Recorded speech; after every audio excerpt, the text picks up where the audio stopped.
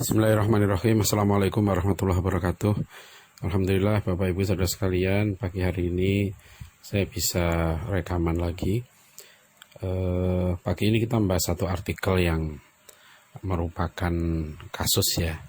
Ada seorang teman yang bercerita bahwa anaknya itu mau milih satu jurusan tertentu atau program studi tertentu di perguruan tinggi, dan sementara ayahnya atau orang tuanya itu punya pilihan yang lain.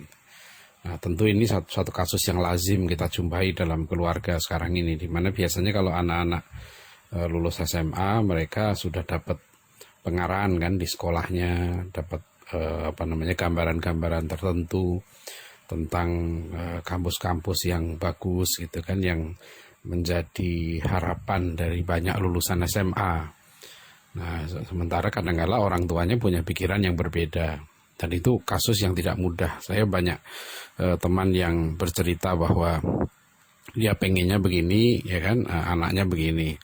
Itu dari dulu kan, dari dulu misalnya banyak orang tua pengen anaknya jadi dokter atau ambil IPA gitu ya.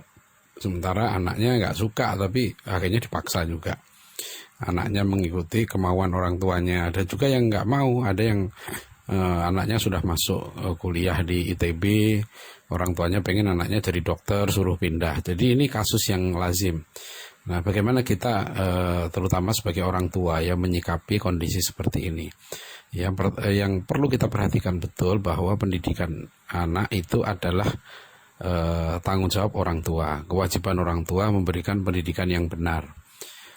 Dan anak itu haknya itu adalah mendapatkan pendidikan yang benar. Jadi itu hakul waladi ala walidihi, hak anak atas orang tuanya adalah salah satunya ayuhsina adabahu. Ya, orang tua wajib memberikan pendidikan yang baik bagi anaknya. Nah, yang baik itu apa gitu kan? Itu adalah wayuhsina adabahu tadi, memperbaiki adab anak, memperbaiki pendidikan anak di situ.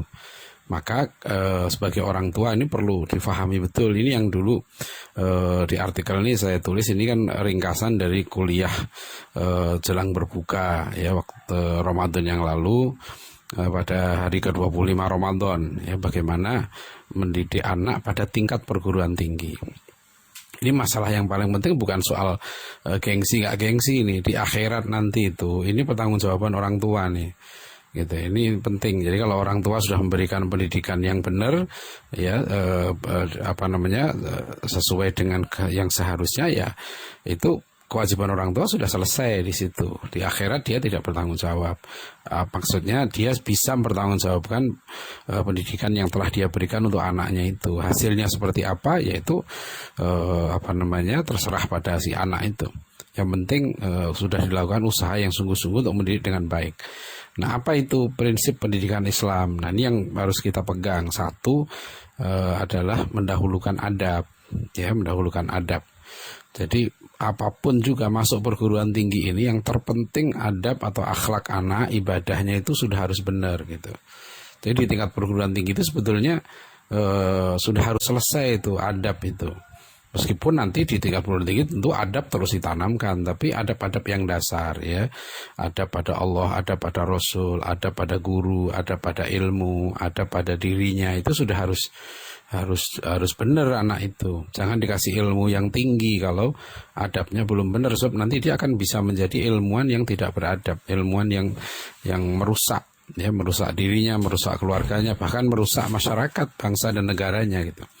Itu prinsip pertama ya. Jadi kalau nyari kampus, yang pertama ya cari kampus yang mendahulukan adab ini dulu, karena ini tanggung jawab orang tua. Yang kedua ya ciri kampus yang baik itu adalah dia mengutamakan ilmu yang fardu ain. Apa ilmu yang fardu ain? Paling penting ya akidah, ya, worldview, pemahaman yang benar, pikiran yang benar. Nah, ini jangan dianggap remeh, karena ini masalah yang sangat serius ya di era modern ini, di mana virus-virus pemikiran yang merusak, yang menyesatkan itu begitu bebas diakses sekarang ini. Ya, itu berarti harus kuat sekali pemikiran di sini. Ya, di aspek mendahulukan, mengutamakan ilmu-ilmu yang fardu ain. Nah, kemudian yang ketiga adalah memilih ilmu fardu kifayah yang tepat. ya, yaitu sesuai dengan potensi anak dan kebutuhan orang tua. Jadi kalau anak itu kategorinya pintar, ya, maka anak itu diarahkan menjadi ilmuwan, ya, diarahkan dia menjadi guru, ya, menjadi ulama. Itu harus diutamakan, ya. Jangan berpikir kamu pinter nih, kamu masuk kuliah jurusan ini supaya nanti kamu dapat uang banyak, bisa bekerja di tempat yang basah menghasilkan uang. Nah, ini pikiran seperti ini jangan gitu. Ya, sebab kewajiban orang tua ini amanah Allah untuk anak yang pinter itu, dia harus menggunakan intelektualnya itu semaksimal mungkin untuk meraih ilmu-ilmu yang bermanfaat. Dan Allah ngasih kecerdasan itu nggak pada banyak orang. Jadi kalau orang tua diamanai gitu ya, anak yang cerdas itu harus diarahkan ke sana. Ya, itu tuh ini tidak mudah loh sekali lagi, karena sekarang ini banyak perguruan tinggi yang justru menawarkan ya hal-hal yang sangat praktis. Kalau anak pinter, kamu kuliah di sini, sob di sini prospek pekerjaannya begini-begini, kan itu sekarang yang dominan sekali ya. Jadi ini tidak mudah. Nah, 3 prinsip itu yang harus dikuasai oleh orang tua. Nah, kemudian bagaimana kalau anaknya ngotot kan sesuai dengan pilihan, dia tetap memilih jurusan gitu ya, atau prodi kampus yang sesuai dengan impiannya. Karena itu biasanya di SMA anak-anak itu dengan teman-temannya sudah punya punya pilihan, dan kadang-kadang sudah diarahkan juga oleh kampusnya, oleh sekolah SMA-nya tadi itu gitu ya, sekolahnya, supaya kamu milih ke sini karena ini yang bagus gitu ya. Nah, ini yang cara berpikir seperti ini yang perlu diluruskan ya, apa sih sebetulnya yang bagus itu. Kemudian yang berikutnya, kalau tadi kan kalau sudah anak begitu gimana terpaksa ya, kewajiban orang tua melengkapi. Jadi kalau anak sekarang sudah masuk satu universitas atau kampus yang secara konsep pendidikan Islam tadi, 3 prinsip tadi tidak ideal, ya dia harus kalau bisa dipesantrenkan. Ya, dia misalnya kuliah di mana, di satu kota gitu ya, kalau bisa anak masuk pesantren untuk menanamkan adab dan ilmu-ilmu yang fardu ain terutama. Sebab biasanya kampus-kampus ini mengajarkan ilmu-ilmu yang fardu kifayah. Biasanya, meskipun ada juga yang ilmu-ilmu yang bahkan yang mudarat itu ada juga. Ya, kemudian yang berikutnya, kalau tidak masuk pesantren ya carikan guru gitu. Carikan guru yang baik ya. Nah, itu yang paling penting. Dan yang berikutnya yang paling penting ya, orang tua itu harus di tingkat perguruan tinggi ini harus bertindak seperti layaknya seorang manajer gitu, seorang pelatih. Ya, jadi kalau pada pendidikan itu seperti di pesantren At-Taqwa ini kan pada jenjang SMP kita menekankan persiapan kedewasaan, karena kewajiban penting orang tua ya kalau anak itu menjelang akil balik, terutama menjelang usia 14 tahun ya, itu sudah harus disiapkan dia menjadi orang akil balik, karena itu tanggung jawab orang tua. Kemudian ketika tingkat SMA ya, kalau dulu SMA itu sudah masuk perguruan tinggi sebetulnya, tapi sekarang ini SMA di Indonesia masih dianggap sekolah menengah.